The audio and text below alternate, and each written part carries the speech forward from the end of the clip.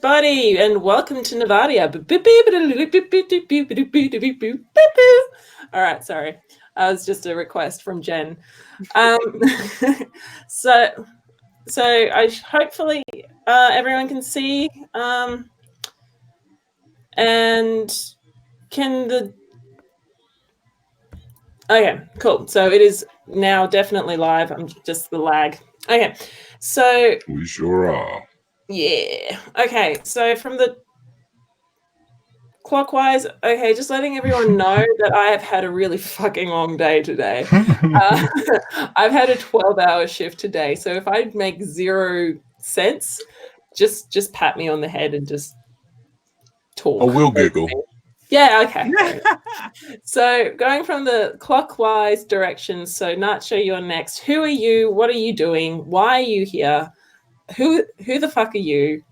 Yeah. And well, that is the question, isn't it? Who is Not Joe Witness? And to answer this, you're really going to have to just go and check me out at Not Joe Witness pretty much everywhere except Facebook, because Facebook sucks, but we won't talk about that. But, you know, I'm not Joe Witness. I do not Joe Witness see things. I'm here because, I don't know, I woke up to see I found out I was included in a chat group, and I was like, hey, this looks fun. So now I'm here. Yay. All Yay. Right. Yay. Jen? Yeah. I'm losing my headphones again. You're losing your head. Yeah, I've lost my head. It's the glasses. Where's your head at? Where's your head at? All right, keep going. One with glasses, what do you expect? I'm Jen from Jen's Little Corner. I do all sorts of weird and wonderful other content, like usually taking the piss out of people who are really, really dumb on the internet. But I do other bits and pieces now and then, and yeah, I'm sure half of you at least know me, or the people in the chat do, so that's all good. And I would like to introduce everyone to Atheist Pastor, aka Chris. He is a newbie on the scene, and he is awesome as well, because he is. He's only got a couple of videos up at the moment, but yeah, we've been talking for a while, and he's just a lovely, all-round, pretty awesome guy. So would you like to introduce yourself, Chris? Well, yeah, that was kind of you to say, but you're only saying that because you don't know me that well yet, I guess. Yeah, it's true. Give it a month or two, and yeah, we'll hate each other. You'll be deleting this video. You know, what's happening. It'll be your on. Account, Look out. Yeah. That's the usual with me. Don't worry. Yeah, so I'm Chris, atheist pastor. So short version is former evangelical leader. Everyone in the churches used to say I was going to be a pastor. If only they knew how it would turn out. So the name's a little bit tongue in cheek, and yeah, I'm just my goal is to help as many people get out of religion comfortably as possible. Yeah, you were supposed to be a pastor, but you turned out to be fettuccine. That's very, very good. I'm sorry. As I told you, I've had a very long day.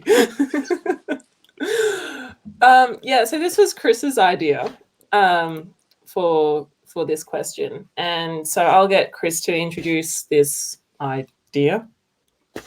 Yeah, so where this came from was I try and talk to as many people as I can. I often get, ever since I came out as an atheist, I get contacted by a lot of people who I used to go to church with, or who know me from the church scene, and I guess that's where a lot of this came from.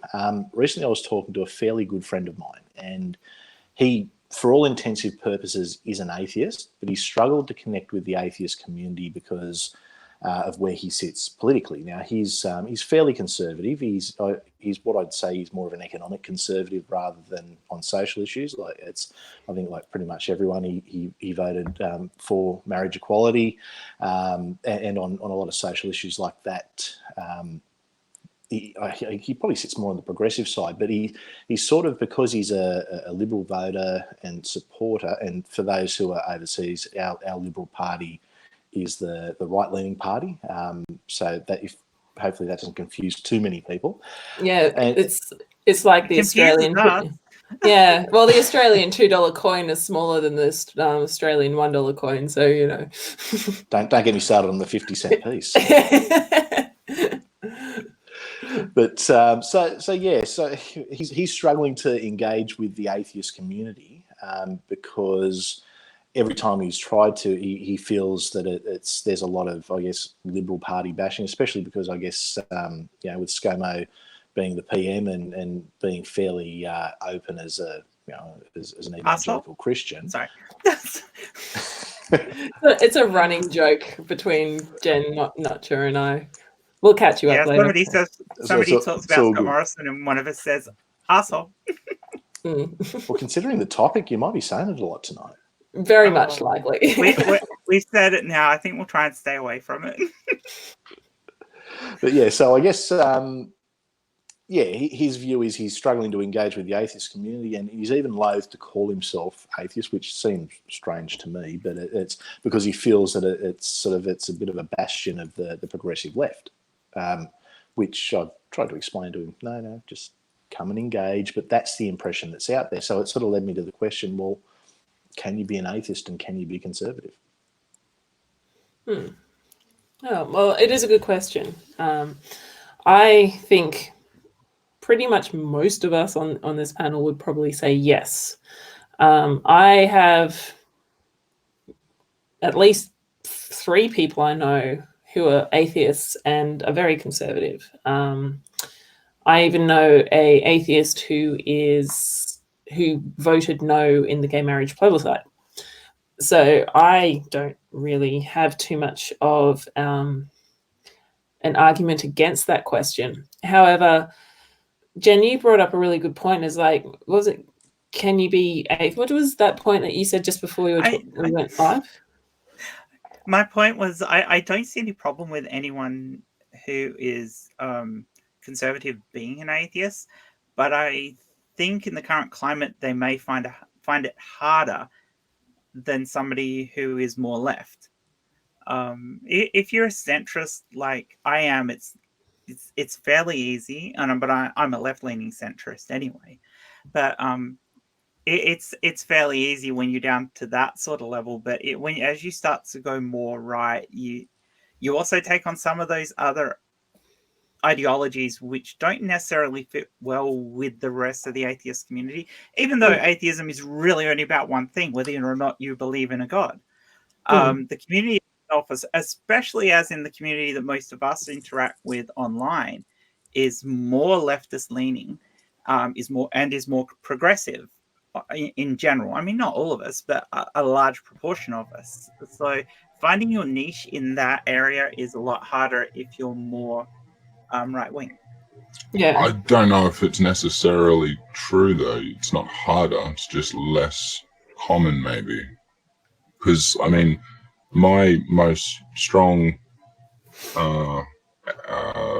male role model, my father, was always the atheist of the family, and he is relatively pretty damn right wing, like to a point where he's openly racist. And in his daily life, that's pretty normal. And I mean, he can interact with people of all sorts of religions, and most of them still have that same kind of right-wing point of view, which is something that I just have to deal with a lot with the way I work. You get to know these sorts of people. Nerdy just asked the question, can you be a theist and left-wing? absolutely. Absolutely. Definitely. Oh yeah. Jinx. My dad was very left-wing, very progressive in his thoughts, and a very strong Christian. So Well, it's certainly possible. You can certainly be that. Yeah, Your former Christian isn't Ken Ham's Christianity, though. Yeah, you've also got God is Grey, like Brenda from God is Grey, very very progressive person. So yeah, there's lots of left-leaning theists. Even I was talking to a person the other day, and we were talking about something very similar, and we were talking about different types of churches. And I did say that the Uniting Church is very, very left-leaning. Yes. Yeah, like the whole thing is about coming together and being and uniting together to become a more Christian and bringing on the love and life of Christ. Interesting fact, I was one of the first trans women in Australia to be married in the Uniting Church. Oh, that's nice to know. It would be even nicer if I was still married to the guy, but hey. You can't win everything. You can't win them all. Yeah, so well, funnily enough, with the Uniting Church, I actually remember sitting down just prior to the vote, and with a uniting pastor, and she basically said, "Well, it's the second it gets passed, we'll be the first church to have same-sex marriages, or same-sex weddings." And I thought, okay, but also, I guess when you're looking at theists in general, the Islamic community in Australia is very much Labor voters, very, very much supports the left leaning, to the point where I remember being at I'm going to try not to dox myself in any way here, but it was just after Christchurch. There was a bit of a rally in the town I was, where we all it was a bit of a come together. And the local head of the Islamic Council actually got up and told everyone the Liberal Party's racist, vote Labor. Oh, wow. And I sort of went, oh, gee, okay. I didn't think it was appropriate at that kind of event. But I think if you look at, it's strange. I mean, I used to be in a worship team with he was a pastor at the time. I was still sort of coming up through the ranks, I guess, so to speak, in an evangelical church, and he was like to the left of the Greens. Like he was on everything apart from, he sort of kept quiet on the prayers in Parliament and things like that, but on every issue he was about as far, like ridiculously far left. So to I the guess point of almost being a massive bigot. Because I'm a big I think more in the sense of far right and far left are just on either side of the horseshoe. I don't see it as a line. I see it as a horseshoe, because if you go to the far right and the far left, and they're then almost the same. They're almost the same. Yeah. This is why I prefer being a centrist, because either side of that extreme is just toxic. In my mind, it is. So. And I guess that's part of where the I guess the impression that my friend and I look, I've probably seen a little bit of it too, is that the far left is, I guess, trying to dominate, or I guess trying to claim the atheist movement as its own, in a sense. I think there's been a few, I guess, even online things that you've sort of seen. I guess the ACA rationality rules issue that seemed to be a big sort of thing, and I guess there's a few others. If you look at ultimately the ACA's response to that, it was a very centrist response in the end. I know the initial wasn't. Absolutely. It was very reactionary, but ultimately the way the atheist community came out, the ACA came out, was that they took a more centrist approach to the whole thing, and whilst I condemn the way they went about getting to that point, I am totally happy with the final outcome for that. It should have been what was done first, though, not the way they did it. Yeah, it was almost like creating an issue for themselves where they didn't need to. They did, and they didn't need to. That was the whole point. They would have been much better off not getting involved at all. So I saw Nerdy's getting some really good questions in here. Does religion or lack thereof impact your political views more than other factors? That one's a good one. That's actually a good one, because probably the main thing for me, I could be totally wrong, so this is off the top of my head. Where you're born is probably the thing that's going to influence your political leaning the most, I would say, or at least where the you're other thing up. Is that a single religion might influence two different people in two different political directions. Like, whereas one person might take Christianity and see the right-wing version of it, another person might take it as, like the more socialist left-wing kind of version of it. You know what I mean? Like, there are plausible abilities to take both spectrums of that political side from that one religion, and I'm sure that's the same with many religions. It's the same for atheism as well. I mean, we aren't, of course, yeah. We aren't defined through our atheism to think a particular way. That's the whole point of being an atheist. Yeah. So the other baggage we have comes from everything else. Some of it comes from the previous religions we may have been involved with, our upbringing, the areas we live in, the type of people. It's also about our priorities as well. Yeah. So, like in life. Yeah, so I think this concept that atheism is a left-wing sort of thing is actually false. But unfortunately, because we as a community tend to push not so much a leftist agenda, and there goes my dog, wonderful. Not so much a leftist agenda, but we tend to push an ideology that especially within our group of creators through on YouTube and Twitter, of one that's for inclusion and for supporting all people. It does come off a lot to people who are coming into that we are very left-wing, but I don't think that's actually true. I think it's just a case that many of us hate seeing bigots try to get the upper hand. Pinball, I just saw. I want to take. Sorry, can I? No, there you go. That assumes that all bigots are right-wing, though. Like, No. I actually didn't mean. I'm sorry if that came across that way. No, I don't assume that all bigots are right-wing. Okay. There are definitely left-wingist bigots. I've had to deal with them at various times on Twitter, and they get ignored just as easily as the right-wing ones. Yeah, TERFs, for example. Yeah, that's right. Well, TERFs think they're left-wing, but most of them are in bed with right-wingers anyway. So it's that horseshoe. You know, you've got these so-called far-left radical feminists who are hate-mongering, and we're leftists, but they're being funded by the Heritage Foundation. And you couldn't get more right-wing and Christian than that. So yeah, there's your horseshoe just about touching.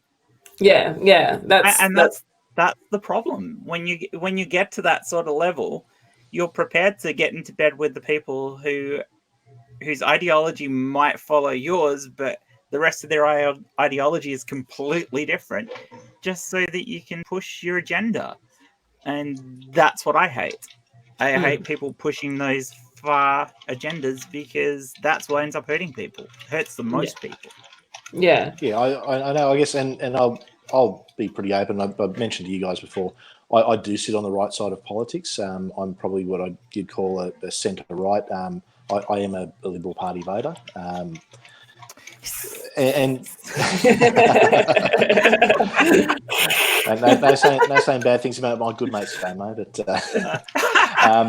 I will refrain badly.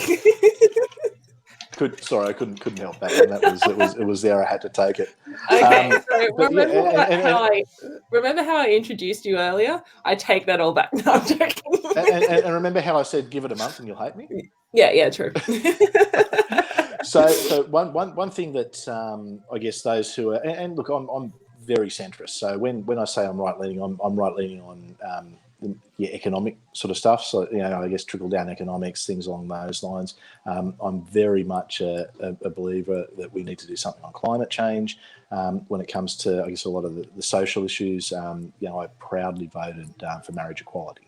So things like that. I'm probably more, I guess, possibly on the left on the social issues, but there's a lot of people who are, I guess, right-leaning who are very much on those. It's, I guess even a lot of the politicians. I remember Tim Wilson, who, I don't know if you guys know Tim Wilson. He's a South Australian Liberal Party, he's a member of Parliament.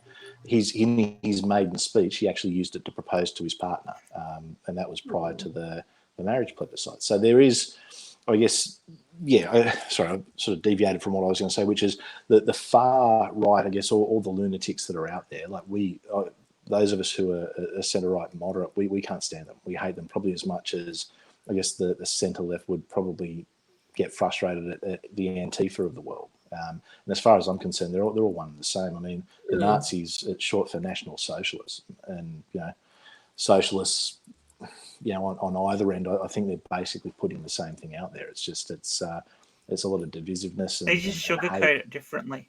Yeah, basically, it's the same it's the hate, horseshoe. just coming from a different angle. Yeah. That's all. Yeah, absolutely. Yeah, the horseshoe. That's why I keep saying it's the horseshoe. Yeah. So I guess that what I'd probably ask is, as a community, Jimmy, what can we do to bring in more of the, I guess, the people who are afraid to engage because of that impression, and it's an impression. I mean, like I said, I'm on the right, but I haven't really experienced any, apart from a few of the Facebook groups I got out of because it was just every post was anti-liberal, or it was just the same stuff that was posted on the Labor Party page or the Greens. But apart from that, I've just found the community to be very embracing.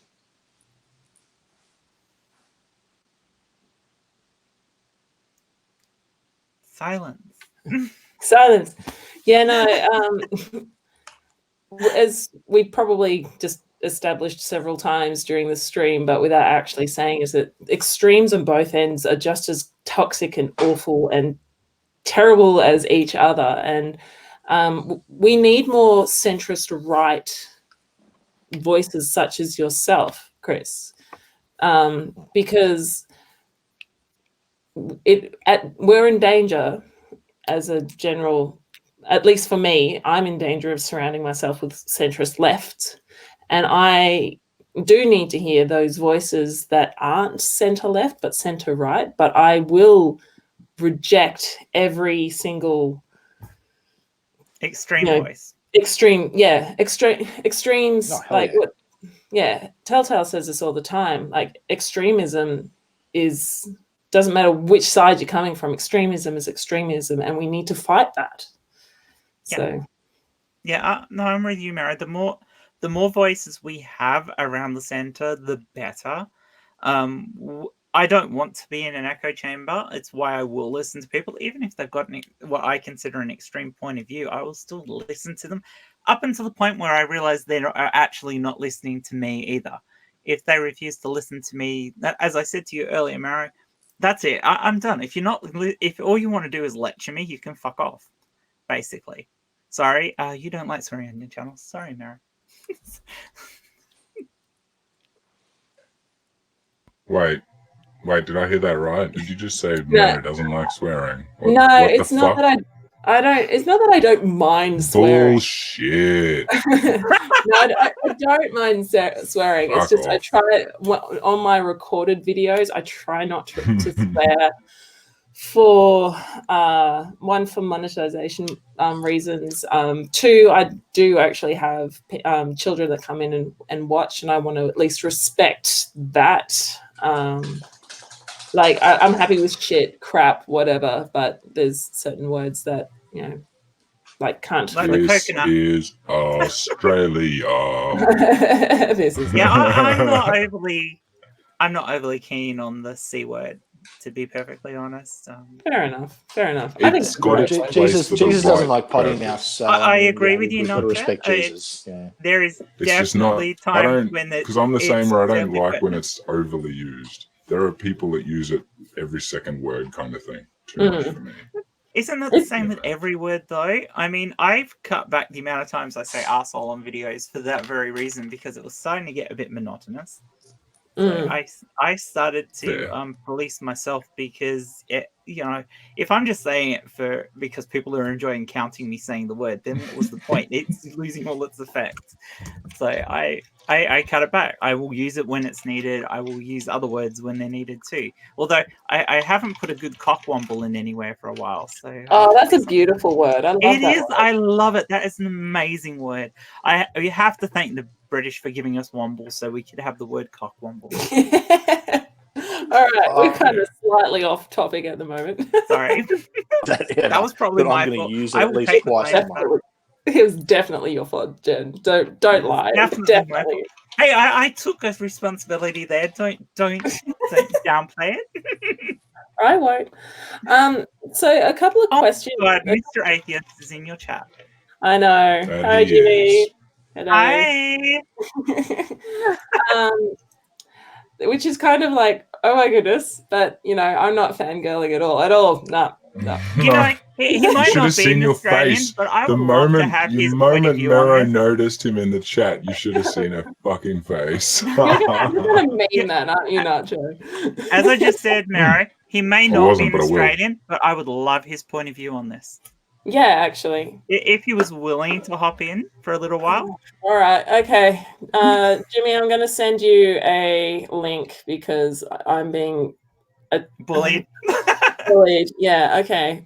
Hang on, give me a moment. I'm going to tweet it at you, mate.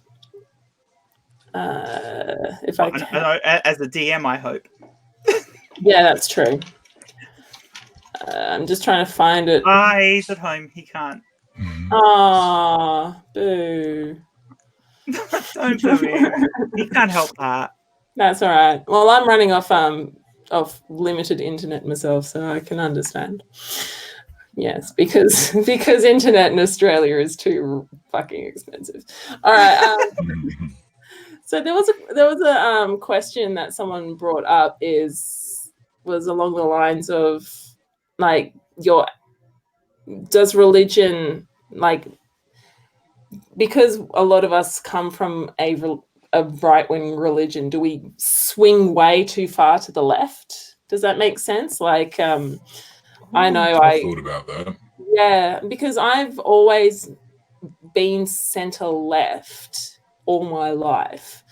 Maybe I'm probably more left now than I was before I started my YouTube channel. I've sort of gone, oh yeah, but yeah, is it sort of like, do we overcompensate? Do you think? Yeah, I think some people do. Like, it's the sort of person that would come up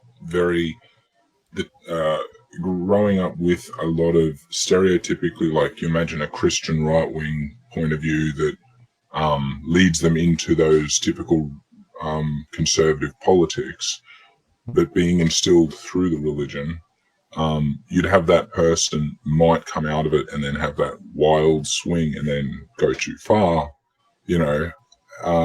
But it'd be different for people, like, as you said, you explained your situation where you came sort of center left and you just moved a little bit more left after, you know, having this, but you didn't have that big swing necessarily.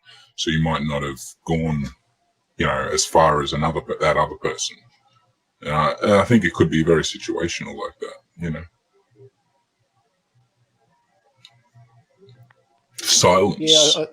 Yeah, I was going to say I've seen it happen the other way as well, where you'll get people who, and I'm embarrassed to say this, but when I used to, you know, get people saved and bring them into the church, people who were, you know, very much on the progressive side, I guess, of their thoughts, especially university age people, they'd get into the church and all of a sudden they'd go to the far extreme, like the Fred Nile extreme on a lot of issues that maybe they didn't hold those views, but I think that people sort of feel that, look, politics it's a team sport in this country, unfortunately. And I think when people jump on to a different team, they go hard at it. I know that when I deconverted, I guess on the economic side of things, not a lot changed for me. You know, I'd always been pro marriage equality, but I probably was, or not probably, I was never vocal about that, and you know, I sort of felt I couldn't be, and but it was always something that I guess I felt inside me, and I knew that if a vote came, that's how I'd go. But then I have found my views on a few things, not a great many things, but certainly a few things have probably changed, just because I don't have that view of, you know, it's God first and everything else second. You know, if it were up to me, I'd get scripture ripped out of schools tomorrow. Whereas prior, I used to. Here's something I'm going to really embarrass myself here. I used to go and teach scripture in schools, and I used to take Kent Hovind DVDs with me. Oh, That is that the is absolute embarrassing. low. uh, Yeah, that's the low point of my life. But Oh, yeah, wow. I guess So you the good thing is you were a young earther? no. Actually, I never really subscribed to it completely, the young earth side of things. Actually, that was part of what brought me out. When I was actually studying, I went to Bible college to do theology and ministry. And I actually, in one of our subjects, which was Introduction to Old Testament, I actually brought up, evolution and how can that fit in? Can Genesis be seen as something that's poetic? And had the tutor in the class, as well as pretty much the entire class, laugh at me. And I just thought, well, hang on, there's nothing, we're not learning anything here. This is just, we're just being preached to, and we're just going to be regurgitating things. So that actually led me to really looking into the basics of evolution, and the second I looked into it, it was obvious. It was absolutely blatant. So that was part of the black side, the backsliding spiral that took me out of religion. I've actually heard a lot of people say that evolution was the reason why they left. It's probably for me the second most common after reading the Bible. Yeah, I find the evolution argument as being a really bad reason to leave religion. Yeah, but it's also the when people realize, oh, I've been lied to. What other things have I been lied to about?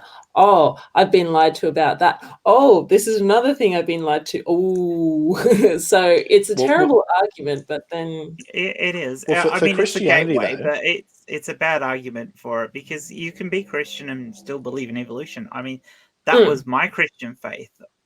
I think I was part of the Uniting Church. I was a progressive church that believes all this, but leaves space for God. So yeah, but I think it's probably more for young Earth creation.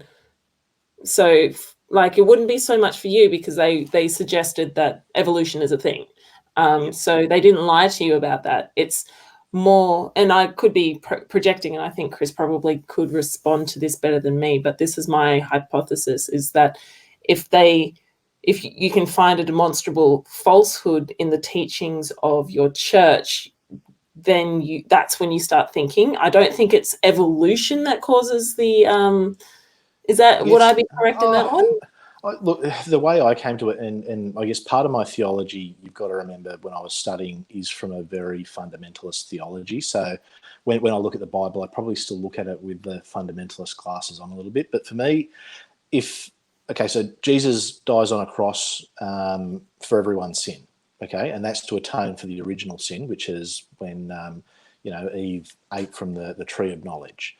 Now, if evolution's true and Genesis isn't true, then Eve never ate from the tree of knowledge, which means that, well, Jesus didn't need to die on the cross for that. So it almost, for me, that was the way I started thinking, and why I was trying to say, is it poetic? How can we fit it in? But then the more I studied it, and I think they're incompatible. I genuinely, it's probably the one thing that me and a Ken Ham or a Ken Hovind would agree on, that Christianity and evolution, I don't think, once you dig into the theology, I don't think they're compatible. Yeah, I mean, even coming from a church that was pro-evolution, I'm kind of of the same opinion as you. My thing that actually pulled me away from the church was actually reading the Bible, because nothing else did. Even when I transitioned, the church was like, no, that's fine. God doesn't hate you. You can get married in our church. And this was before. And point of fact, I got married before the gay marriage laws came in, because I was a woman, so I could get married in the church. So there was no problems there. So that was the things. If I was in a church that was progressive enough that didn't stop me from being who I was and being anything else, how do you walk away from that? Where do you find that? You sit down and you read the Bible and you go, well, hang on, they're not even following this. And if I actually follow this, it makes no sense. And how come there are so many different other Christian religions out there? If there is a God, they should all be the same. And that was what led me out. It's like, no, that doesn't make any sense. Sorry, guys, I'm going to be rude for 2 seconds because one of my kids is making some noise in one of the rooms. So I'm just going to quickly mute myself. I'll be back in 1 second because she's 3 and she's a bit touchy at the moment. I think she's got some growth pain. So I'm just going to, I'll be 1 minute, guys. Fair enough. Okay. So, do what you got to do, man. Too easy. Yeah. So, oh gosh. I'll just quickly go through the chat. I'm sure somebody's asked a question. Ask the question.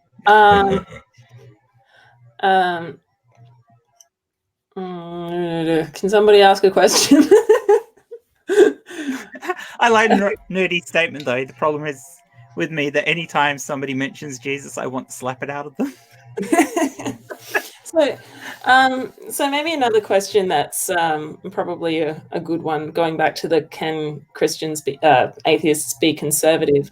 Let's talk about, because Chris is probably the person we should be asking, but he's away. But like, there's two different types of conservatism. We've got economic conservatism and social conservatism. And I think personally, obviously there are definitely atheists out there that are very socially conservative and very social and economically as well. And to me, a lot of conservative outlooks on life have a lot of roots in religion. Would I be incorrect in making that statement? Because, like, all right, for example, let's look at abortion. Okay. So abortion, pro-choice seems to be very much a left. Why don't you hold it until Chris is back and then you can start it again? All right, we'll do that. False alarm, guys. Everything was okay. Bad dream. And her brother was picking on her in a dream. So fair we're enough. So did you give her a good hug? I didn't get too close. It was just a very quick pat because you don't, with a 3-year-old, you just don't want to risk waking them up. Oh, she was that's right. It wasn't. It's not worth it. Trust me. Oh no, I know that. I got 2 daughters. I remember. Yep. So my question was something about something. What was my question? Remember, I've had a 12-hour shift, guys. yeah. It's 9:30 and I've been awake since like. You were talking about the differences between conservative monetary policy and conservative social aspects. Yeah. So my hypothesis is that a lot of the social aspects of conservatism is rooted in religion. So I was trying to say that the abortion thing, for example, if you look at it, a lot of left-leaning people are pro-choice. There are obviously there probably will be a lot of left-leaning people who are pro-life / pro-birth. But that for me is rooted in the whole idea that it's a punishment for women. If she has sex, it's like a slut-shaming kind of thing. I was wondering, like, because there's a lot, if that's my point of view, my thought process is that a lot of conservative things socially tend to come from a religious background. Would you agree with me on that one? And do you think that's compatible with atheism? Absolutely. I think with social issues, the religious right absolutely dominates. But keep in mind, it's not always the case. I'm in New South Wales, and we just passed abortion laws in New South Wales, and it was spearheaded by our Liberal Premier.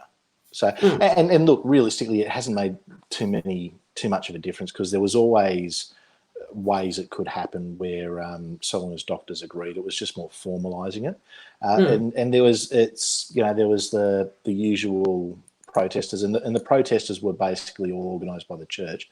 But I think when it came down to it, there was 2 members of the Liberal Party who were particularly vocal about it. unfortunately, we've got Mark Latham in Parliament down here. He was particularly vocal about it. Yeah, it's... Yeah. Why is that man still like? Why? Just why? I hate to get nasty with politics, but I've met Mark Latham I've met a lot of politicians. I'm actually doing a politics major at university at the moment, and okay.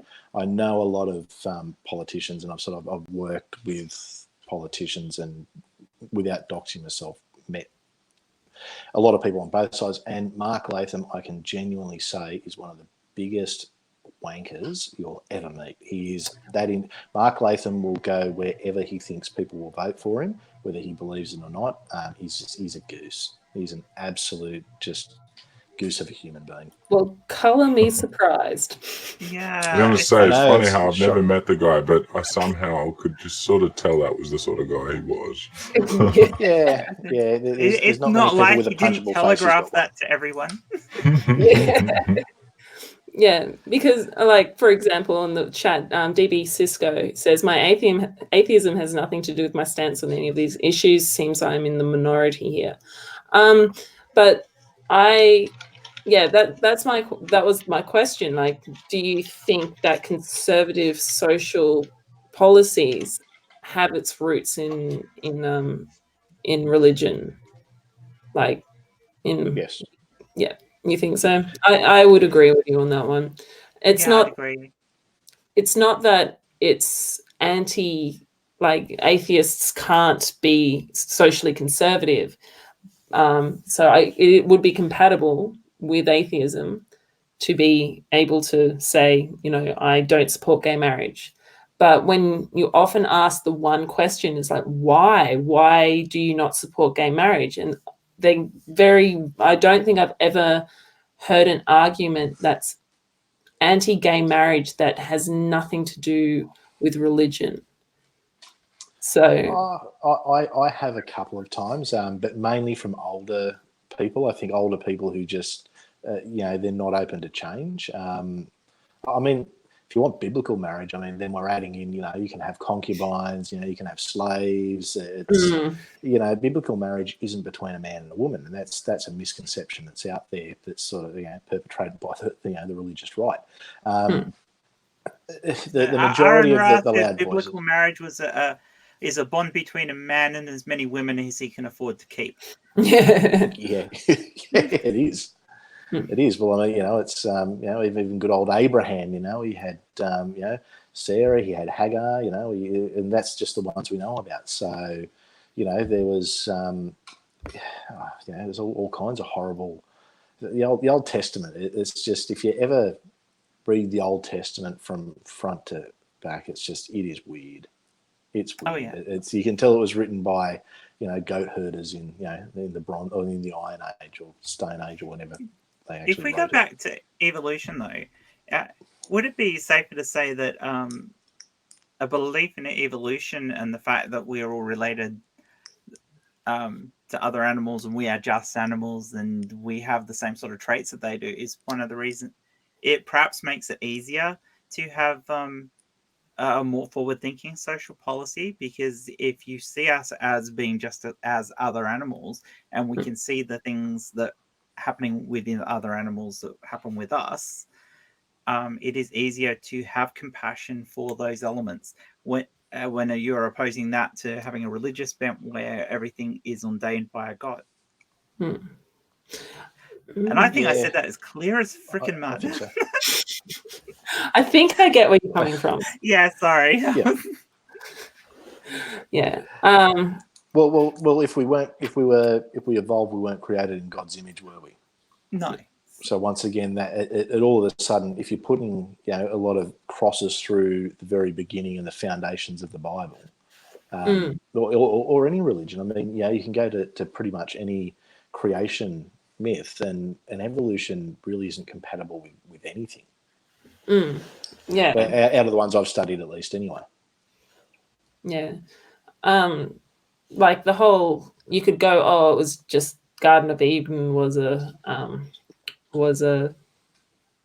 analogy, excuse me, but it's kind of tears down the core belief of Christianity, because Jesus died on the cross to forgive us for the sins of Adam and Eve. But if Adam and Eve didn't exist, then why did Jesus die on the cross? So, like, it just absolutely annihilates. More than that is how many, like, because Jesus in the Bible refers to that event as something that had actually happened. So it sort of negates the ability from Christians to really go and say it was an analogy in any right. Yeah. So, yeah, evolution. I think with evolution, it's one of those things that it's like you'll have to do quite a lot of mental gymnastics to be able to agree with the with your any religion, as you were saying, Chris, over But then again, for me, like when I was growing up, I never believed that that the ark was a thing. I always knew it was a parable or an analogy. I remember I have been awake for a very long time. You forgive you, Maro. You know you're loved. I think I need another beer. I don't forgive her. Oh, yes. Probably should, mate. Yeah, I should so be drinking scotch right now. Yeah, I really need to go. I wouldn't be able to control myself. Go get a beer. You know what it's like when I drink scotch in a stream. Yeah, no, please no. What was I saying? I don't know. Maybe I should go get a beer. Can you guys entertain people? I'm going to go get a beer. Get me one? Hell yeah. I'll just throw it through Pass the it. screen. Yeah, I was going to pass it through the screen the way you passed my name. Yeah, all right. I'll be back in a moment. See you in a bit. All right. No worries. And I'm just going to say to all the Americans who are out there watching, it's easy for us Aussies to have beer because our beer is the best in the world by a long way. And it's cold. Yeah. Hell yeah. Hell yeah. Dude, I had some American beer the other night and it was so shit. It fucking literally made me sick. Like, it was disgusting. That's how I don't feel know how about the any fuck beer. they drink You know that that, shit. don't you? The only Yeah, but exception is Blue Moon. Actually, I'll come out and say Blue Moon is probably the one acceptable American beer, and only because you can dunk orange in it. Yeah, you dunk orange in it. It's awesome. So what are you drinking, Mary? I'll have to give it a go. Yeah, like how you have a Corona with a lemon? You have a Blue Moon with orange in it, and for some weird reason, it really works. It's really good. Very That actually sounds kind of nice. Oh, wow. I can't believe I'm saying that about a beer. Blue Moon. This one. This is an amazing one. Wakachangi. Wakachang. Yeah, it's quite nice beer. It is actually quite nice but beer. you know I don't like beer, so I... Yeah, you're wrong. You're just wrong. You're just wrong. Hey, I like scotch. Don't hassle me. But you gotta love the Australian on YouTube as a content creator showing off a Kiwi beer that she's drinking. For fuck's sake, don't drink Kiwi just beer. after we were saying how good Australian beer is too. But one of my favorite things admittedly, that's a good beer. One of my favorite things about this is Wakachangi was voted the beer with the best indoor-outdoor flow at the 2018 Wakachangi Beer and Furniture Awards. So it came first in its own competition. And our brewer Colin says this could be a winner at the International Beer Awards next year. So they just rip into themselves. It's got a lot of great bullshit written on it for marketing. Yeah. It's done. They've done well. At the very least, you should buy it just to read the carton. It's hilarious. And it's actually not a novelty and a good beer. I haven't tried drinking beer for years, and I never really liked it in the past. But then again, when you're younger and you drink beer, you buy cheap shit and you drink it. Yeah, and you don't realize. Yeah, you don't realize that they're actually decent beers and shit ones. So. Same with Scott. Okay, I remember 17 and Passion Pop. Oh wow, yeah, I've drunk Passion Pop. It cost about $3 a bottle, and it was terrible, but it got us pretty. It got you there. So, I've been there. it got I've been us there. there. We Worst all thing- have. Worst thing I ever did was, you know Yeah, how never you used to discovered buy the little Midori illusion. alcoholic essences for Mm. cooking? Oh, Oh, they're about yeah. 68% proof. We used to buy them and Yeah. mix them directly with cool drink. Yeah, that's always a good one. Yeah, that makes you violently ill, especially Yeah. if you mix it with red creaming soda. Trust the panel of Australians creamy who soda. talking about alcohol. Also, talking about ways Hell to get drunk on the cheap. Hey, Oh, we're we haven't keeping the stereotype up, gone aren't to we? Goon. We haven't gone to Goon. We haven't gone to Goon. We've all slept on the Goon bag pillow though. So. All right, so let's get back on track. I don't know. Now they're all drunk. I have no idea where we're at before you wandered off to get beer because we talked about beer. Yeah, I heard.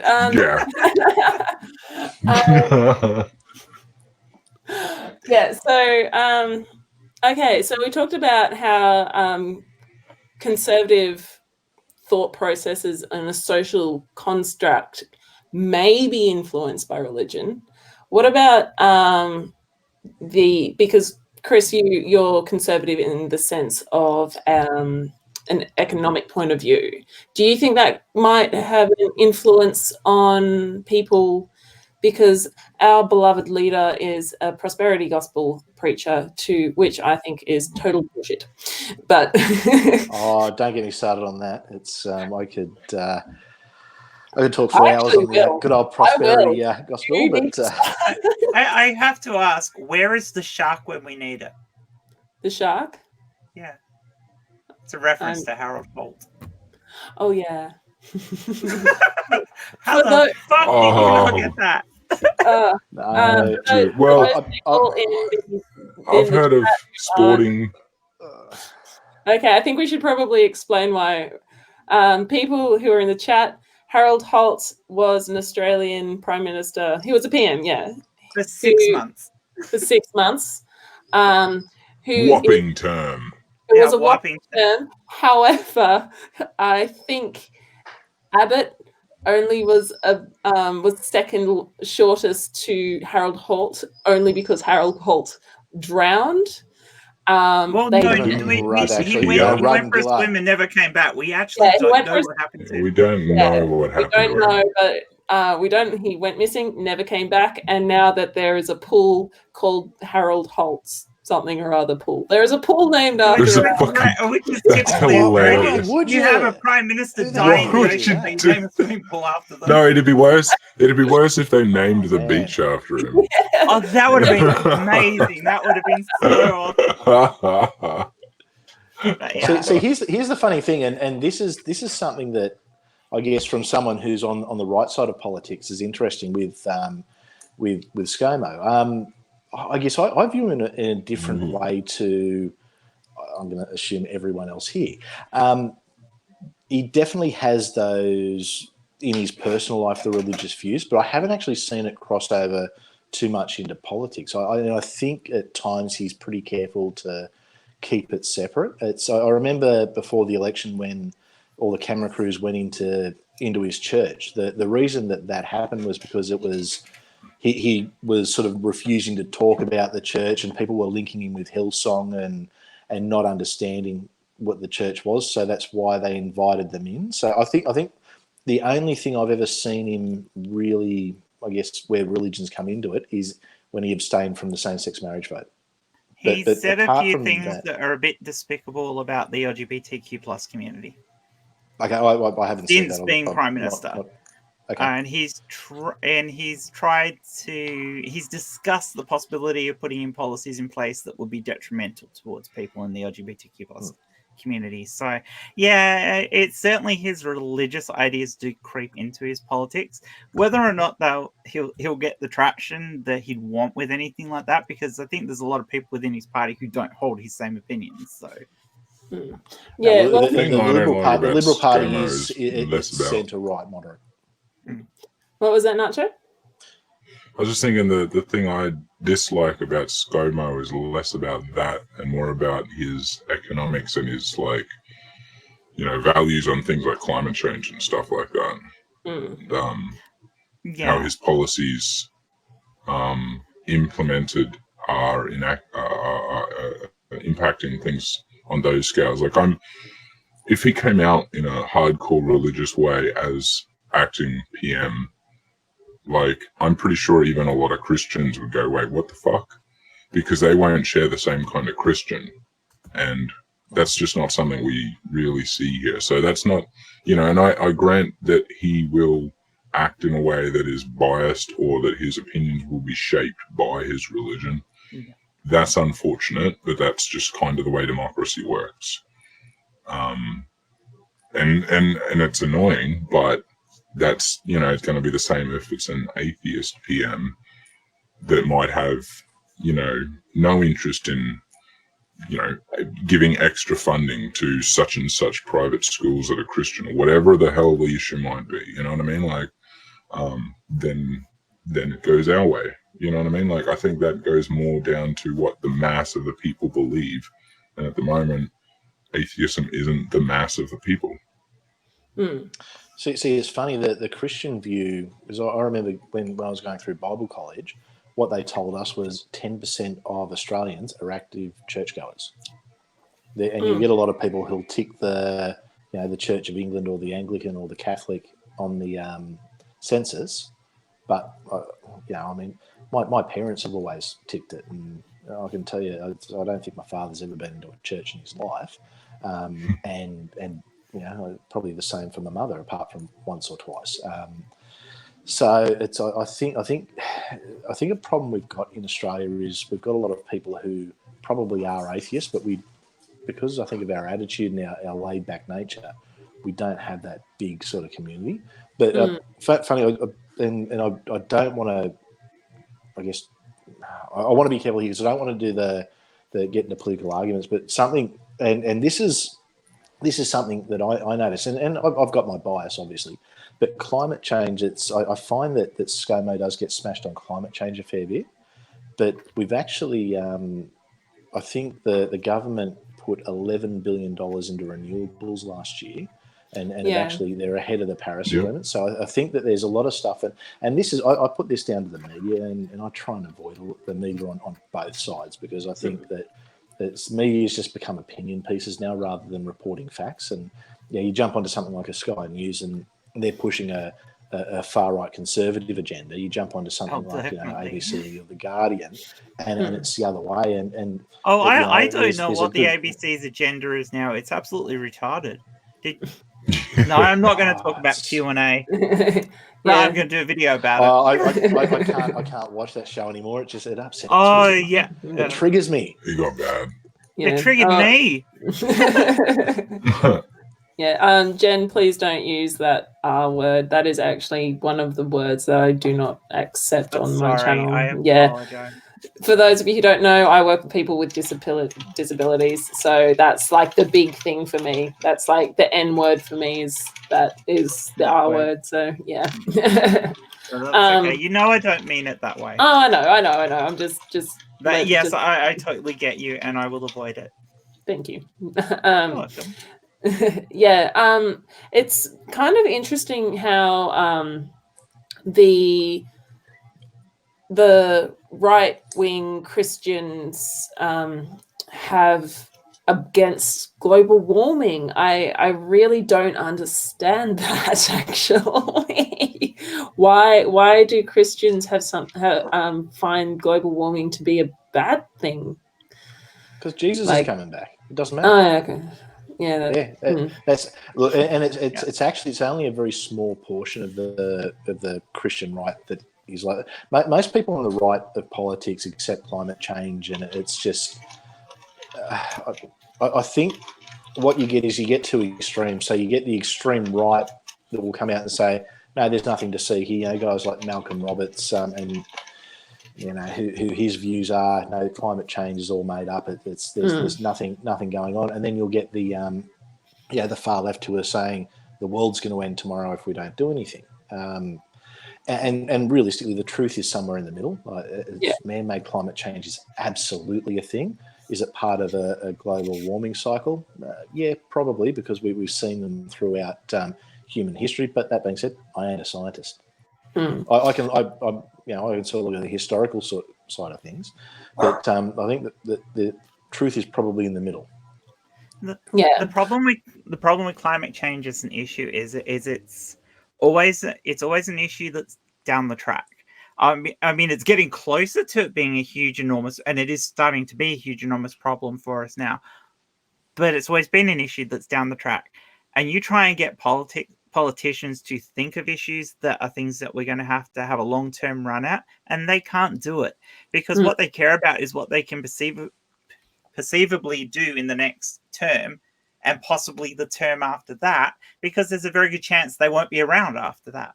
Yeah. So that they don't think any further in advance. They don't care about further in advance because there's no political return on that. I want to change the subject a little bit, if you don't mind. There is a very interesting thing going on. Oh, not that one. Hi. There's a very interesting conversation going on between, excuse me, Maya Adkison, I'm sorry if I pronounce your name incorrectly, and DB Cisco, where DB Cisco is saying that this is a loaded conversation, a loaded topic, and Maya is saying that it's not, because it's important to understand why people think the way they do. Assuming is dangerous, it is important for one to address topics that seem foreign to them, which is, by the way, thank you very much, both of you, for this really interesting conversation I in the side chat, and I wanted to bring this one up because it is a loaded question. Can atheists be conservative? But what's your responses to those comments? Where is it a loaded question, or are we talking about a good thing? Because I've been reading this side chat, and it's really, really interesting to see. Well, isn't that saying it like it's one of those ones that are going to catch you up or something? Like we're not here going, no, of course they can't be, and talking a bunch of bullshit like that. Like, we basically established that, well, yeah, of course they can. So that kind of negates the argument of whether it's loaded or not, because that's the only way it being a loaded question would make a fucking difference. Hey, DB, by the way, it's good to see you. I haven't seen you in a long time. Yeah, so I would agree with you on that one, Nacho. It is it's an interesting point, though. It's thought provoking. That's the point of this, is to be thought provoking and go down this track of, like that. It's like philosophy. You set out a question and you go off and think about it. Because, yeah, DB does say atheism is not a social or political or scientific position, and it's not. It's true.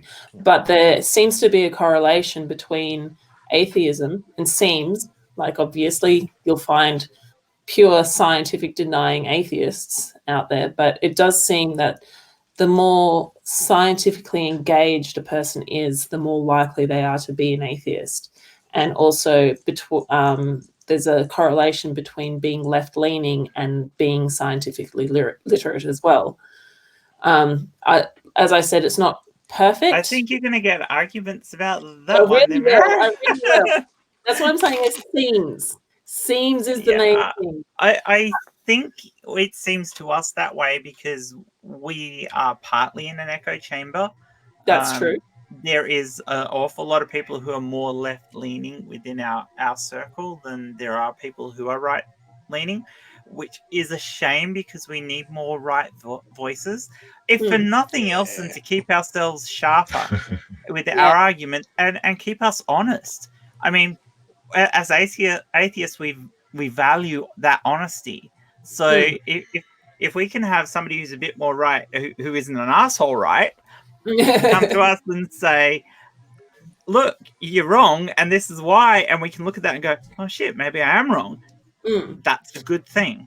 Yeah. And likewise, you need that balance of the right to overcome that far left that has that is part Right. of atheism as well.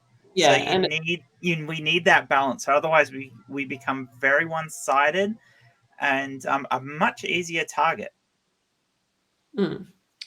And I think that's one of the things when it comes to politics is you don't want to have, I guess, atheist representation only on one side. You do want atheist representation on both sides. And I think it's something that we will struggle with for a while because, like I said, politics does seem to be a team sport. And you know, the Christian right has certainly latched on to one side, and I guess you've got the progressives on the other. But to give you an example, one case study that I saw during the federal election was we had a candidate who was a Liberal candidate who was a very much an out atheist, running up against a Labor candidate who was very much a church-going person who was opening a Christian school while this, the election cycle was happening. Now, the religious right backed the atheist because of the party they were with, whereas the progressive, or I guess more of the atheist side in that community backed the Labor member, even though I guess when it came to the issues that would be important to atheists as far as separation of church and state, it could be argued that maybe they should have flipped because it's when you've got the Christian right backing someone who, if they're an atheist, is probably not going to be friendly to their agenda, especially on social issues. Yeah. So it's an interesting sort of thing, but I think ultimately, I think even the fact that we're all here having a conversation, and I am that right-leaning person. It's a very friendly, respectful conversation where we all find very, very common ground, especially on the fact that there is no God. Yeah. Exactly. Well, we're pretty sure. I think we find common ground elsewhere as well, because we are all fairly centrist here. We're just with our leanings for how the rest of it goes. So we actually are almost an echo chamber in this little discussion group. Yeah.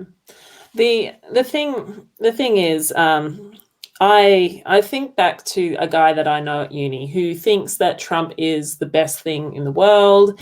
He's very, pro small government, very anti-abortion.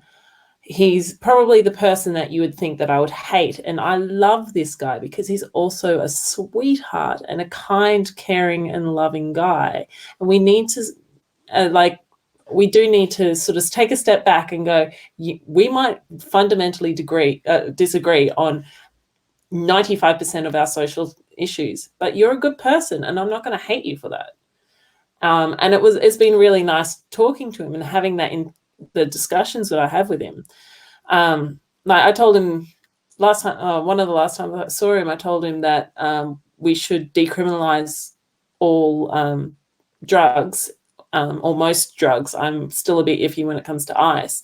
And rather than having it as a part of the criminal code, we should have it as a healthcare thing, because addiction is a healthcare thing, not a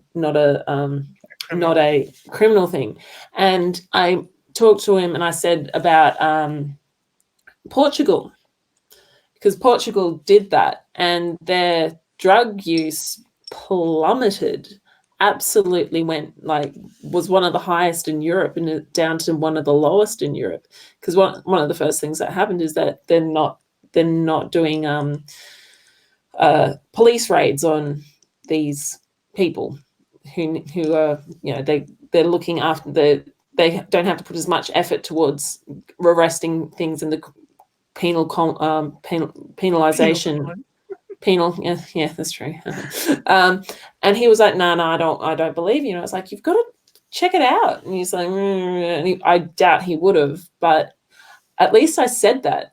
At least I was able to go, this is what happened in Portugal. You should try and check it out, because decriminalizing all drugs actually ended up stopping drug use in Portugal. So we need to not only do we need to break our echo chambers and our bubbles, but we also need to break theirs.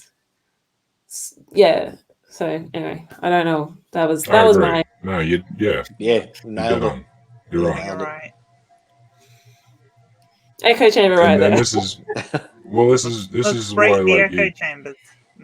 the concept of the coming together of the two different opposing views is to break it down and try and find a way to work together with our different points of view. You know, it's not always necessarily about going and convincing them that you're right or them convincing you that they're right. It's about, okay, well, this is where we both stand. How can we work together, you know, to achieve this common goal? Mm. You know, like that's where we as a humanity, that's where we shine, in good and in bad, you know. Yeah. It's just, the thing is, I have one of my biggest problems that I have in every single group is that we all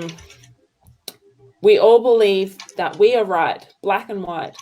It is very rare for us to actually look at nuance, because very rarely we do that.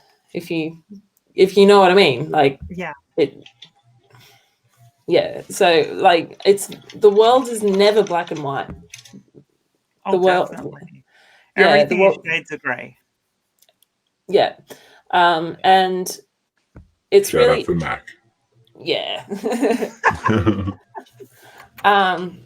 yeah. So my thing that I've often heard lots of people go, "You're wrong," and blah blah blah, and it's black and white, and I'm like, no, but what about this? Or what about that? Like, you know, something that we can all agree on is killing someone is a bad thing to do. But then you go, but what if this person is being abused continuously, and they're all and they're trying to get away, and this person is going to kill them? Is it okay for them to kill them? Like, you know, there's, and then once you start going into nuance, you start realizing that there's no such thing as black and white. And I keep coming back to abortion because I think this is perfect. Is people, pro-lifers are like, it's never right unless it's a woman is going to die, and even some pro-lifers are like, no, if the woman is going to die, she shouldn't abort either, which makes zero sense to me. But I'm like, well, what if she has severe epilepsy, and this child is going to come out like, what if the disease that she has is going to kill her and her child, or causes a severe issue? Or what if she has schizophrenia? Like, schizophrenia is not going to kill anyone, but it's going to make her life a living hell and the child's life a living hell. What if the child is a product of rape and you are forcing her to go through 9 months of reliving that rape? Exactly. What they usually miss in the discussion is that pro-choice is still pro-life. Yeah, exactly. Because it's not a one or the other. We're not saying kill all babies. We're saying we are pro-choice, but we would rather they kept the baby if at all possible. Is generally the position of most people on the abortion issue. It's not open slather, let's all get an abortion. Most of us who are pro-abortion, who are pro-choice, not pro-abortion, it's pro-choice, would be horrified with people using abortion as a form of contraception. Oh, I would be too. And if you're using abortion as a form of contraception, I condemn you. I condemn you. And you need to learn how to use a condom. But then again, you've got people who have to kind of use that because they can't get contraceptive care. Yeah. So, like, most of those people happen to be the religious, which is why there are more abortions in highly religious areas than there are in more secular areas. Yeah. So that part of that's a sex education thing as well, I think. But it's also the case that if you discourage the use of proper contraception, you have more unwanted pregnancies. Simple correlation. So, hey, Catholics, allow contraception and have less abortions. Seem to have lost Chris. Yeah, his net is doing odd things. Okay. Well, we will continue talking. Okay, hold up. You've got Chris on your channel, and you haven't even modded him in your fucking side chat. You're a terrible host. What's wrong with you? You're a terrible host. What is wrong with you? What an awful person. He's right there, atheist pastor. My net is doing odd things. I am using it. I'm doing that. I don't think he's even commented on my side chat. So please, I'm looking at it right now. Well, I've just modded him.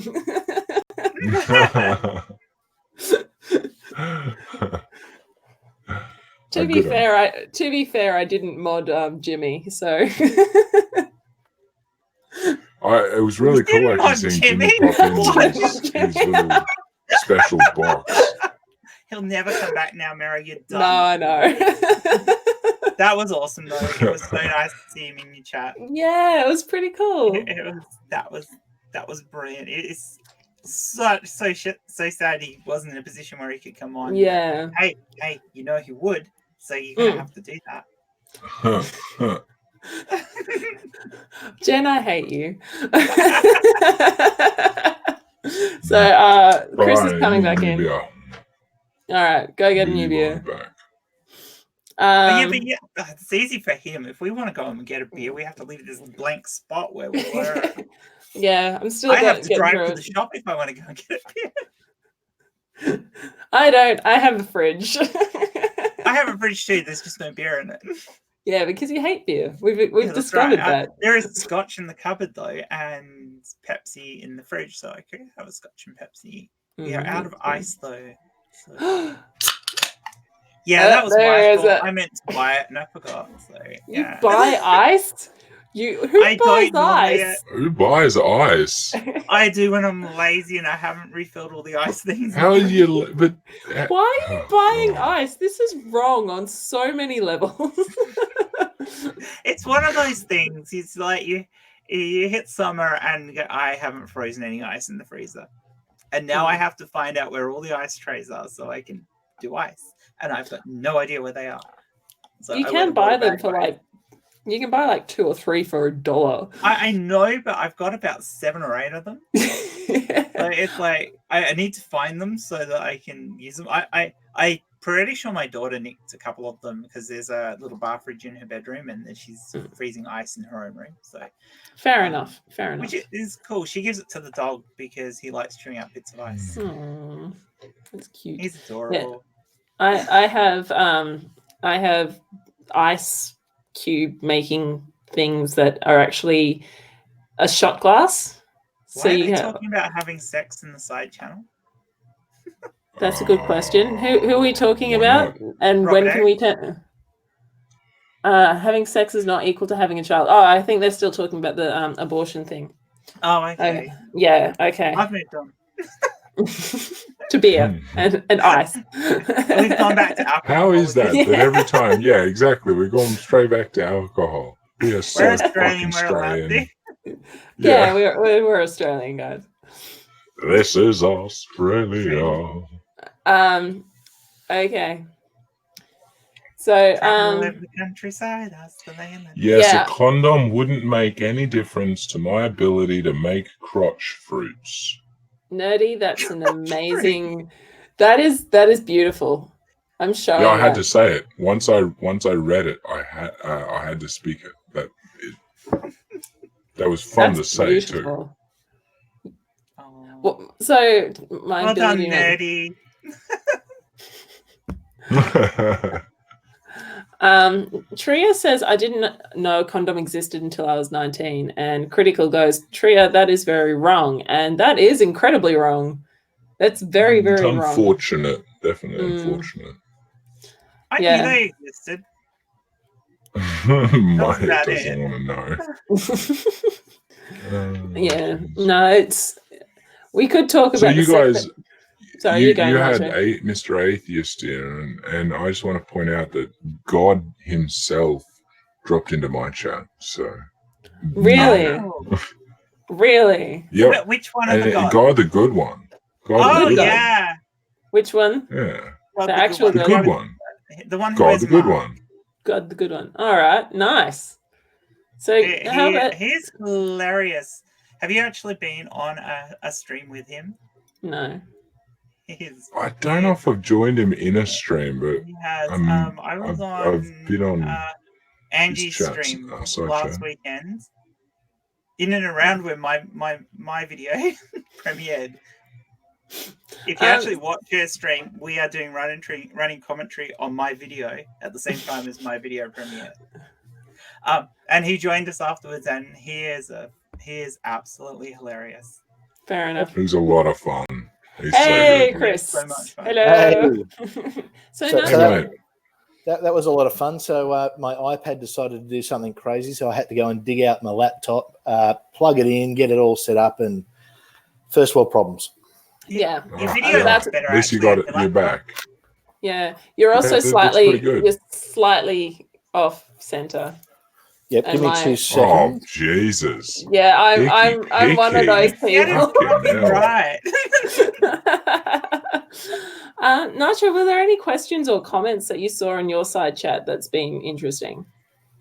No, most are just going like buffering, and I'm like, yeah, fuck you, go over to Mario's fucking stream. Like and then go to her stream. And like my stream as well, everyone. Yeah, I like it too. Yeah, I like it too. Liking is good. But yeah, I gotta work some shit out. I don't know what the fuck is wrong with my world, but nothing works on my side, so this is why I don't do anything. You know. I think need it to- might be in our interest to, if we're going to dual stream ever again, maybe set up a proper dual streaming thing so we don't have to do it that way. Yeah. You know, I still also need to work out how to fucking stream, like get my shit working, because like that's pretty important as well. Yeah, Usually. I'll grant you that. Okay, we were talking about economic conservatism, and Chris, I wanted to ask you about. I know you said don't get me started. I'd like to wrap this up in about half an hour. Oh yeah, we were talking about condoms. Wrapping it up. Yeah, wrap it up. I'd like to wrap this up in about half Don't an hour. you roll them up and don't really wrap them up. Everyone, mute your mics. Chris, go on about prosperity gospel. Oh, Half an hour. well, what I want you Jesus. to know is that Jesus has trusted you as the custodian of finances, and by blessing others, you are going to be blessed. And when you sow into the kingdom, it will come back to you tenfold. So yeah, there's a little bit of prosperity gospel for you. It's okay. So prosperity gospel, it is when you're in it, you don't realise what Crazy? a con it is. Sorry. Yeah. By the Well, way, sorry. I am planning on doing a video on this, but now that I've got you here to talk about it, I'll just cut what you say and then You just rip read this, Can you make him full screen? Like- Yeah, I'll make you full screen. Oh, okay. All right. Go on, Chris. You'll lose viewers. Don't do that.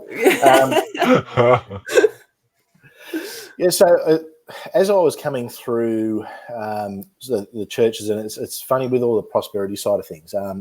One of the things that I was given to do regularly was the tithe talk, and the tithe talk is, even though it's only a few minutes, it's actually one of the more important ones, because that's how the churches make their money. And there's techniques and things. When I was at Bible college, there was a lot of techniques, and there was a course on it, and things that they put in it, which is what's called neuro-linguistic programming.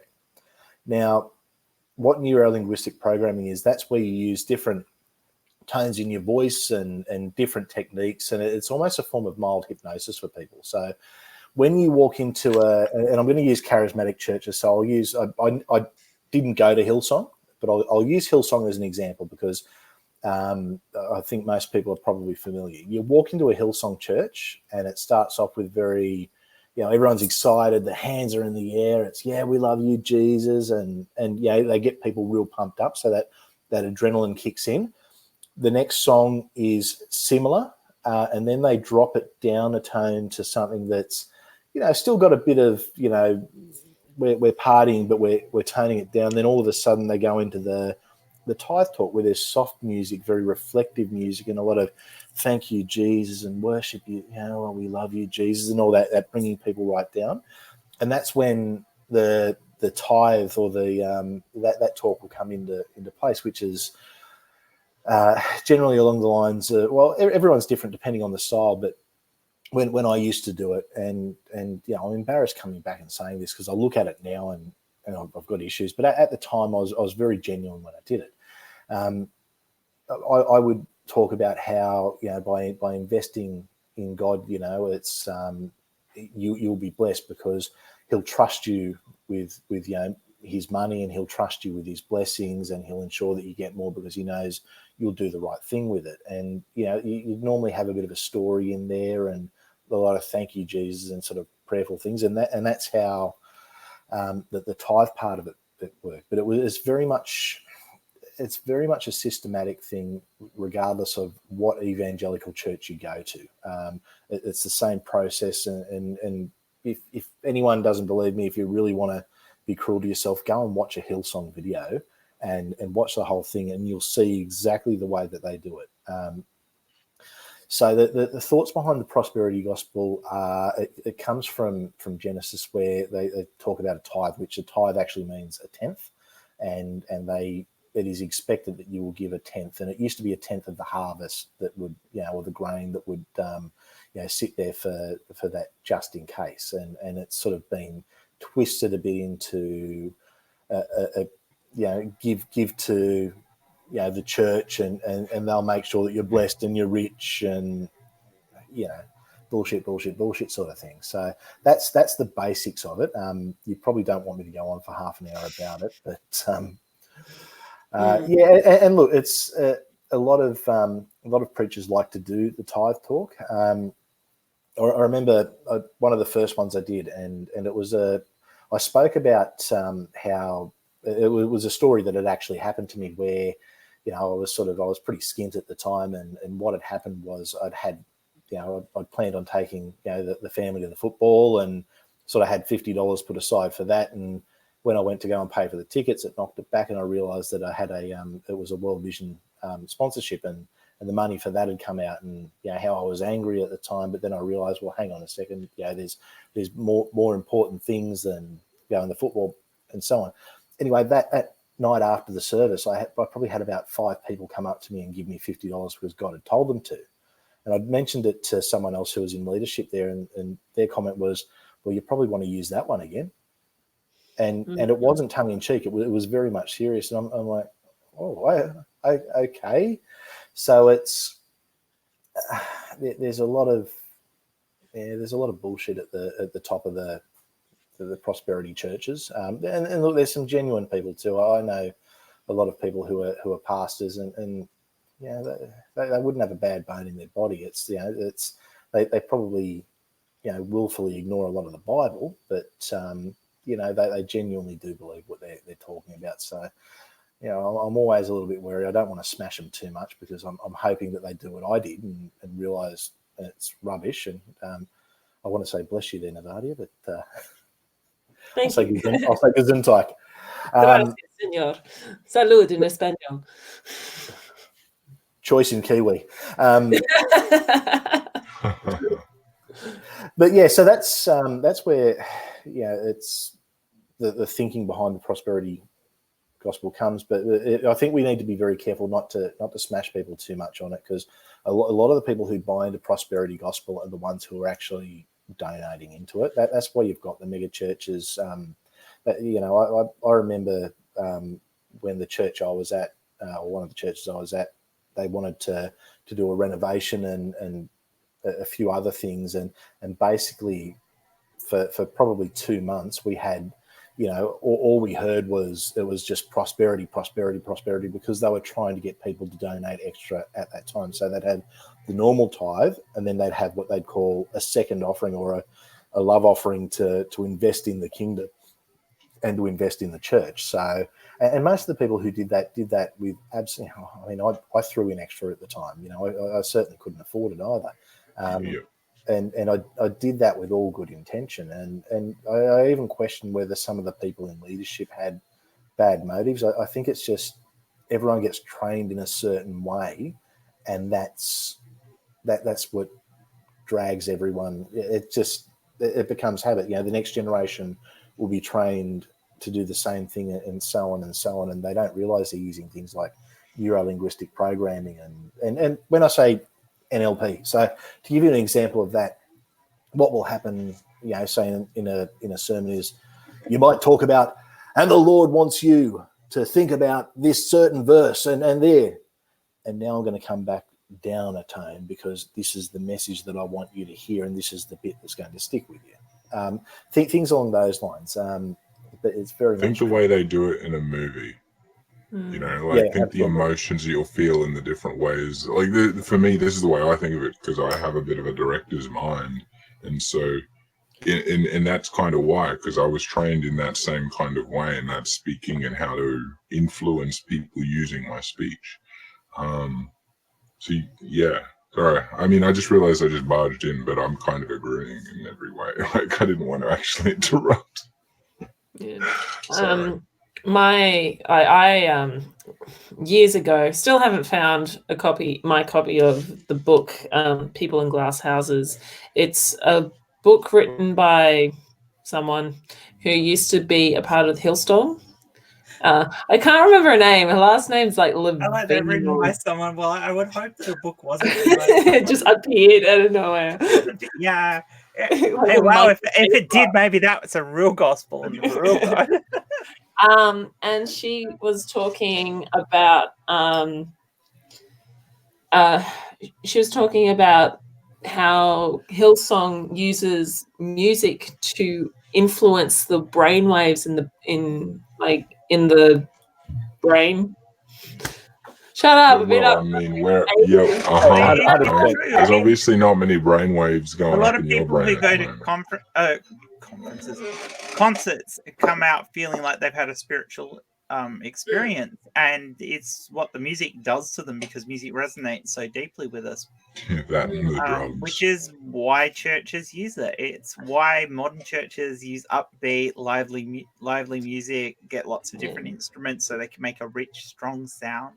Yeah, and it's works. part of the. I'm loath to use the term brainwashing because I'm not necessarily sure that it doesn't really apply. Actively doing brainwashing, but it is along those lines. Yeah. I think it definitely applies. I think it is. I was going to say it's actually quite much the same thing. There's not really many things to different. It's even close to what actual hypnosis is in the real life sense. Anyway, it's both subtle and overt forms of convincing a person to do what you want without even them realizing sometimes. But because in religion, it's a long-term game. In hypnotism, it's a short-term game. You know, you got to be able to, you do it quick. But even when you look at like forms of marketing, they'll use the same tactics that are being used within the church. Absolutely. So, absolutely. It's a big sell. I mean, when you're in especially a charismatic church, it's all about finding people and getting them saved. Bring a friend along, and they've got they're so processed in the way they do things. I guess I'll do a quick 5-minute overview of the steps that you take. So you go to a church, they do the bit at the end where once again they use the music. It's everyone's heads are bowed, eyes are closed, and just put your hand up if you feel as though you want to give your life to the Lord now. The whole no one's looking. I want to hang on for a second because the Lord's telling me there's someone here, and it's designed to get that person who's thinking or feeling that way to throw their hand up. So then what will happen is they get their hand up, they go up the front, and everyone prays, hugs them, and it makes them feel very, very much included. They get given a Bible, they get put into what's called a cell group or a small group, They went away from calling them cell groups after all the terrorist attacks and things like that.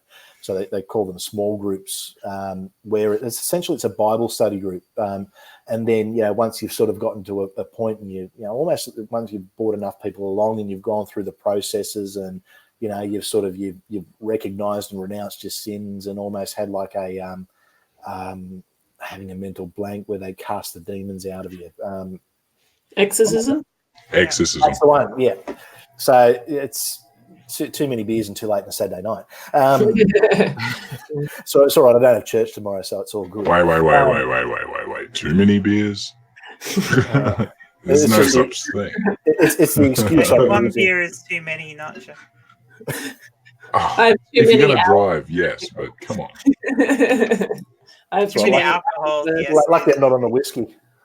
But so that's sort of it's very much that process where the goal is then to, and this is how I sort of stepped up. It's then I was put into I guess like helping out the small group leader, and then it's I've got a background with singing, so once they discovered that, well, I was straight onto the worship team, and then it's almost like a career progression plan, and because I was sort of going down that path of I was going to be a pastor, they fast track a lot of things, but even for the average person in the church, I mean, it's people get in and there is a big drop off rate. Like a lot of people get in and get out very quick, but the ones who stick around will then tend to go on and be the small group leader, and they once you're sort of someone's at that small group leader point, they're bought in, they're absolutely bought in, and they've got them.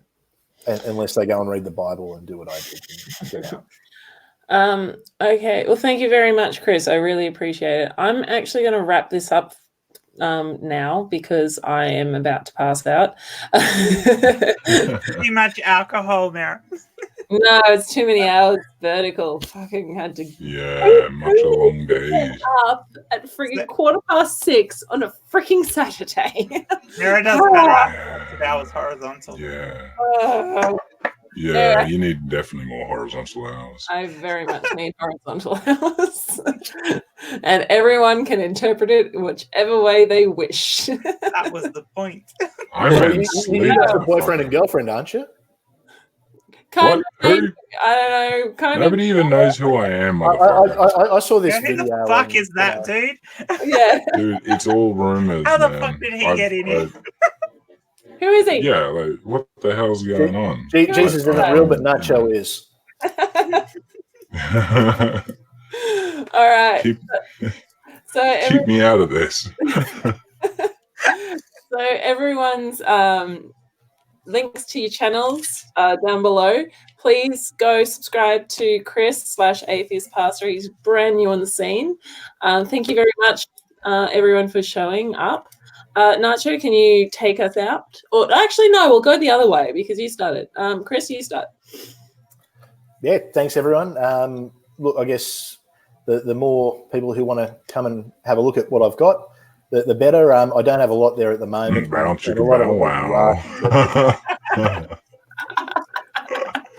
No, sorry, dude. That kind of channel, Chris. I'm so deeply offended. I'm going to go and pray for you and pray for your salvation later, and that you'll step away from this. I'm already burning. well, hey, at least I'll be in good company then. Yeah. Hey. Hey, all the cool kids will be in hell. Absolutely. Well, who just want to go there worshipping some self-indulgent prick? I mean, it's up there sucks. Down there is always better.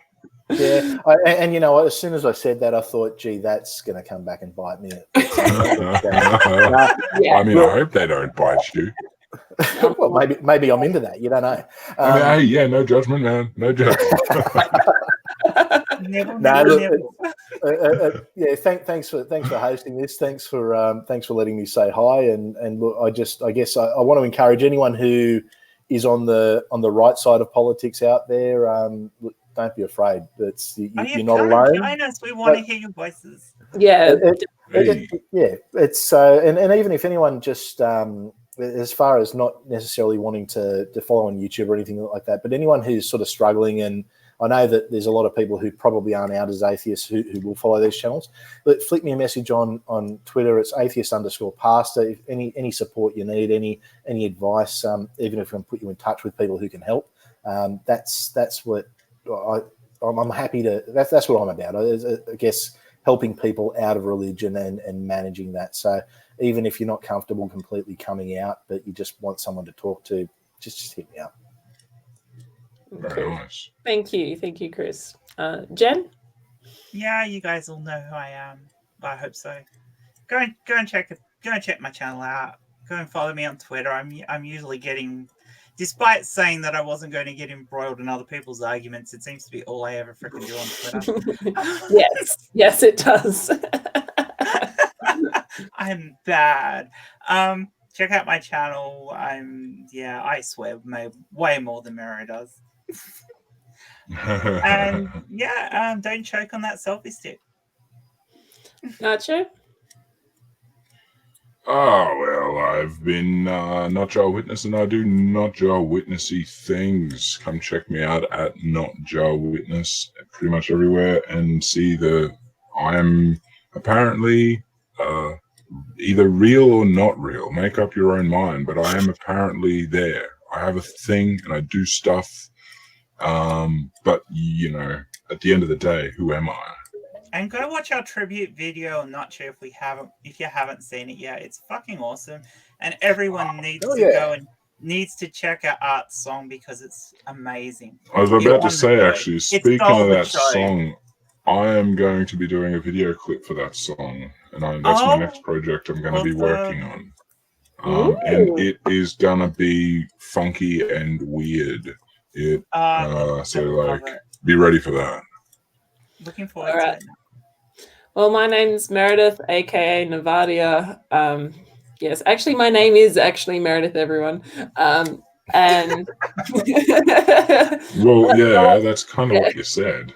Yeah, some people think that my name is not Meredith; it's Navadia. But anyway, I respond to both. That'd be cool if it was, though. No, but isn't your name actually Nerd? Like, Nerd. Really? It's also Nerd. It's also Mero as well. I have many identities. At least your name is easier to pronounce than Nachos. Yeah. Yeah, but we don't have to get into what my real name is. It is. I bet Mero doesn't have it right there or anything. Yeah. Because this is the only way that she can say hello to me, like using my real name. She can never remember how to spell it by herself. Given how large that writing is. I knew it. So Godless Strayan, my previous alter ego, was like able to go, hey, this is what it is.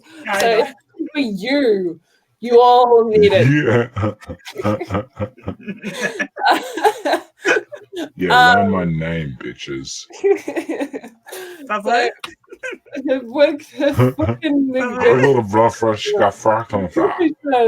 Five woo. Anyway, anyway, I hope you all had a wonderful time listening to our stream. Thank you very much, all of you, especially in the side chat, for your comments, your likes, your comments and likes and interactions. I really appreciate all of my fans and all of the people who are joining in. So thank you so much. And thank you very much, Chris, Jen, and Nacho. And don't forget, don't give yourself the raw prawn. See you later, everyone. And my lot are pretty cool too. Bye, peeps.